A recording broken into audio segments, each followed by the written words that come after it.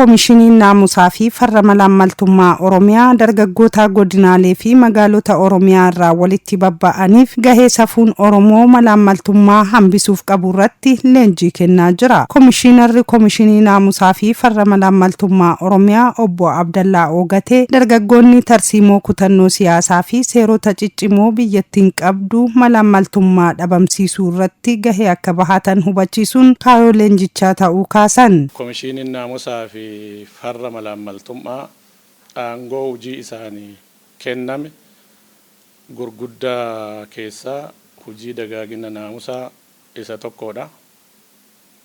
Yakka malaammaltummaa ittisuu keessatti hojii qo'annoo fi qorannoo hojmaataa gaggeessaa. Institushiniin tokko maal akka ta'e maalirra akka jiru hojmaata seera qorataa adda baasaa manneen hojii akka sirreeffatan taasisaa.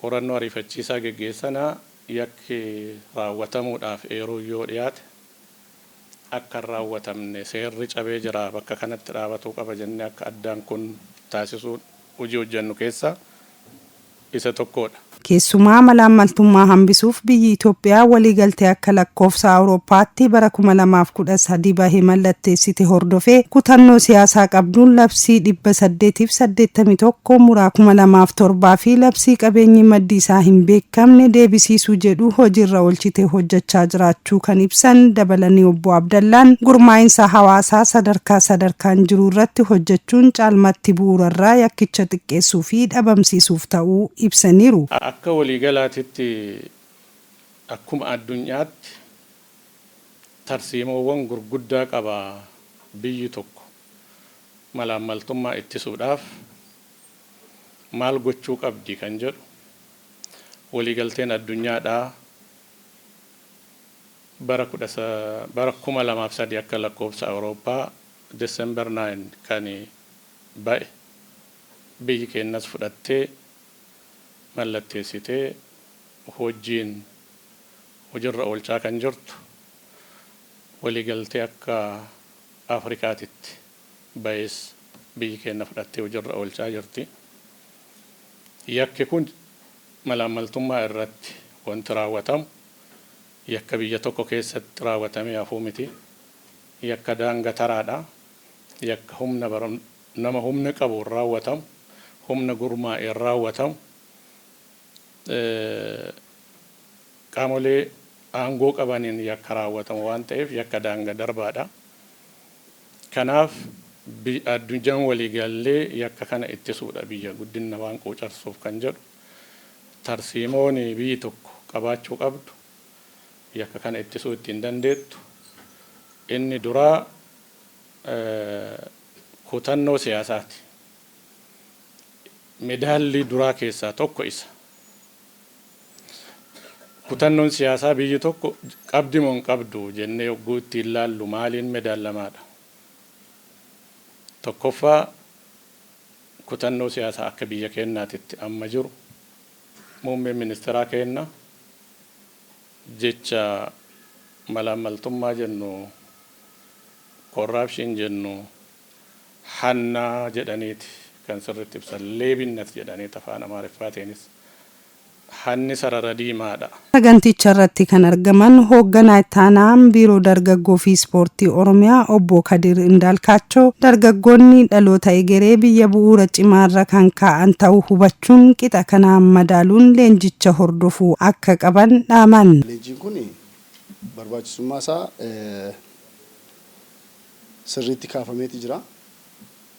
Haa ta'uutii maal hubachuu qabna maaltu nurraa eegama waan jedhu qofa waan muraasa isinii kaasee kallattiidhumaan gara leenjiitti osoo seennee gaariidha jechuudha. Ergaan anas dhaabbadhee isinii dabarsu kan hunda keenya akka ta'e hubattu jaarmiyaaleen isas jiru kan biiroo ergichi kan isaaniitis jechuudhaan isaanumaan bakka bu'e malee tokkoffaa leenjicha amma yeroon itti kennamuudhaaf qophaa'e kuni yeroo nuti hojii muddaatti qabamnee turre. Beektuu hojii guddaadha kan sinistanii dhuftan. Kan hojii sana dhisnee dhufneef leenjiin kun waan barbaachisuuf. Kanaafuu leenjichi karaa naamusa qabuutiin hordofamuu akka qabu sana ergaa isinii dhaamuu fi mata dureewwan leenjiitiin wal qabatee kan jiru haalli qabatamaan dargaggeessi naannoo keenyaa akkuma isin hubattan dargaggoonni naannoo keenyaa dargaggeessa dhiibbaa uumuu danda'u. Waan fedhe nan hojjedha jedhee hojjechuu danda'u. Nan milkeessa jennaan shakkii tokko malee waan fedhe milkeessuu danda'u akka ta'e isinii ol namni beeku hin jiru. Kana qofaa miti baay'ina dargaggoota naannoo keenyaa irra darbee immoo dargaggoonni nuti harkaa qabnu humna barate. Humna waa hunda qajeelchee beeku. Dargaggoota akkanaati kan nuti hoogganaa jiru.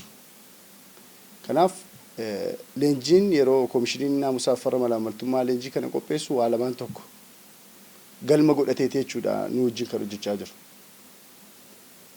Inni tokkoffaan akkuma waliin beeknu jijjiirama amma dhufe kana keessatti aarsaan dargaggeessi kaffale salphaa miti. Aarsaa ofii kaffaleetiin biyya baraaree jira. Leenjichi guyyoota 3 kan turu ta'uu sagantaa baheerraa hubachuun danda'ameera.